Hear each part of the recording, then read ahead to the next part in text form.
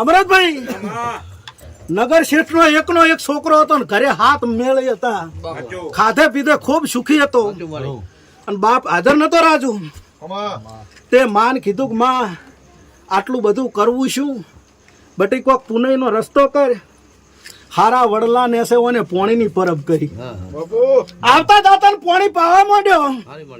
એમાં 2 મહેમાન રોજ પોણી પીવા આવે.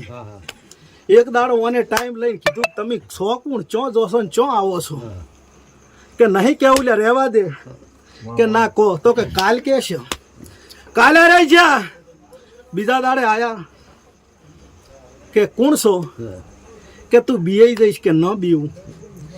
તાર કે અમે ભગવાનના એમ છ, આ મોણહાના જીવ લેવા જ ને ઈ છ. તે અહીંથી નીકળે છે તારી ઠંડી પરબ ભાળીને પોણી પીને જશે. પેલા તરત હાથ જોડ્યા કે મારું મોજ ચાર છે ના કે પૈસા બાવું ના કેવરાય, કે તમે ન કહો તો તમારી મારી ભાઈબંધી લાજે. તો કે કાલ વાત ભગવાનને જઈને પૂછ્યું કે ઓનું મોત કે પૈણે અને એની પહેલી રાતે એની પત્નીને મળવા જતો હોય અને હાથમાં મોલના સીડીના પગથિયો સડે ને અહીંયા તારે જ હાફ બનીને કડવાનું છે ને ઈ દાડે મોત છે. જેવું આવ્યું.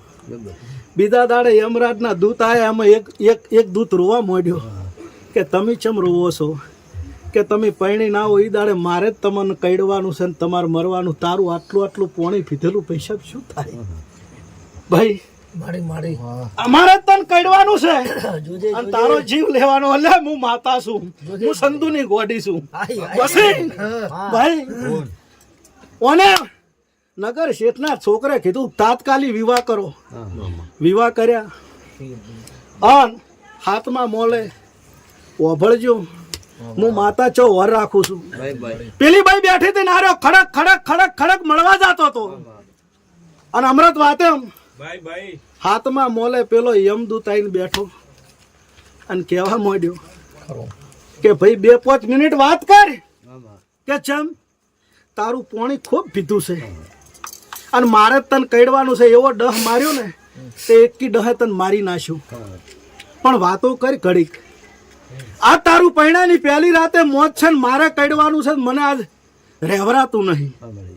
પેલો કે તમે તાર તમારું કોમ કરો. આ વાત ઊભી પેલાની વહુ ઓભળે, પેલી દીકરી ઓભળે અને ઓભળી જઈને દડ અમૃતભાઈ રોવા માંડી. અરે રે મારા આટલા 32 ભાતના ભોજન ખાશે કોણ?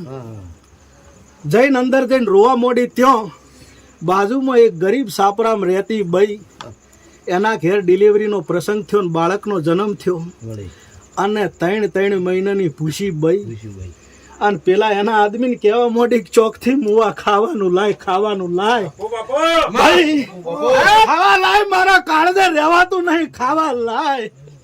તે આર્યો ભાઈ શેરીએ પાયસન ભીખ માગવા માંડ્યો.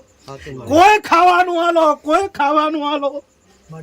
આ બુન ઓભળીજી અને ટવકો પાડ્યો બારી અને કીધું એ ભાઈ ખોળો લોબો કર્યા 32 ભાતના ભોજન તું ખા, હવે મારે કોમનો નથી. પેલા ધ્યાન દઈને 32 ભાતના ભોજન રાજુ નાશે અને ભોજન નાસી અને પેલી બઈ જઈને હાલે ને પેલી બઈએ 2 કોળિયા કાઢા ને તરત બોલી કે મારું પેટ ઠાર્યું છે ને એનો સુલ્લો અમર રહેજો.